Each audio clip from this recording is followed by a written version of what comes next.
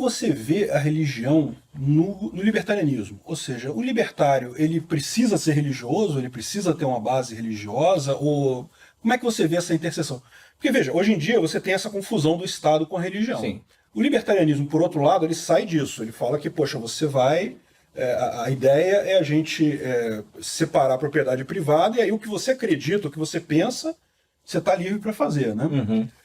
Mas não tenha dúvida, como eu já falei, uma sociedade libertária, ela não vai ser só a ética libertária, ela vai ter também a questão da moral. Sim. Como é que você vê isso? É muito interessante, porque o libertário ele não pode, por natureza, impor nada a ninguém. E é até mesmo o que Jesus ele fala várias vezes. Você vai e prega. Se a pessoa não quiser ouvir, tá bom. Uhum. Não é nada de imposição, como alguns já tentaram na história, né? A própria ideia da Idade das Trevas é isso. A gente tem aí uma sociedade completamente absurda que a gente passou por muitos anos. Hoje tentam voltar como se isso fosse uma coisa boa, que era um período de grande... Não tem nada disso. Foi um negócio bem ruim mesmo.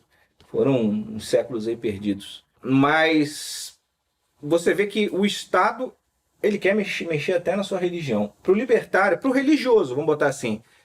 O religioso, ele quer ser libertário e não sabe. Porque não apertou no calo dele ainda. É verdade. Não apertou no calo dele ainda. Porque você vai, por exemplo, ver na China os uigur, né? Que é os muçulmanos que estão sendo perseguidos. Estão sendo perseguidos, indo para campo de concentração. E no mundo inteiro, os cristãos ali no Oriente Médio, eles direto estão sendo massacrados. Até o Bulbasauro falou outro dia do genocídio cristão e coisa e tal. Eu sinceramente estou por fora disso. Eu vi o caso da Armênia e do Azerbaijão, né? Uhum. Mas eu não sei se é isso que acontece ali. Eu também vou dizer para você que eu não sei a fundo, porque a notícia que eu tenho é sempre impura demais. Ou é para um canal extrema esquerda que vai falar que isso é exagero, ou é para um canal sensacionalista cristão, então fica difícil. Eu não tenho acesso à informação de dizer pura. Existe a perseguição, sempre existiu, acho que sempre existirá. Uhum. Por exemplo, judeus, nunca teve povo tão perseguido quanto eles, né?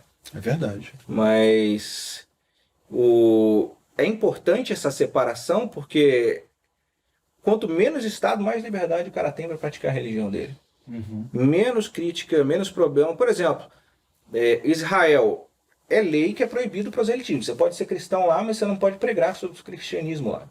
Você é preso se você for tentar pregar. Então quer dizer que Israel é um Estado teocrático, é um Estado confessional. De certa forma. É muito interessante porque o Antigo Testamento da Bíblia, ele traz uma história que é muito legal, que Deus ele cria um Estado libertário. Ele cria um Estado no início de povo de Israel, que está lá mais ou menos na época de Juízes. Você vai ter um Estado sem um comando central, sem alguém, botar um líder principal cobrando, principalmente imposto, não existia imposto. Tinham leis, tinham regras, mas você também não é obrigado a viver lá. Entendi. Mas era um Estado que você podia fazer basicamente o que você quisesse dentro daquelas regras, mas você podia viver. O povo escolhe virar um Estado formal com um rei. Deus manda o profeta dizer que isso não é uma boa ideia. Ainda é uma coisa interessante, porque vocês querem um rei, então eu vou escolher. E ele escolhe Saul. Saul era o mais bonito, era o mais bem preparado. Peraí, a gente está falando isso na época de Jesus? Bem antes. Tá. Isso aí vai ser mais ou menos, acho que é o ano 750 de Cristo, um pouco antes, eu acho.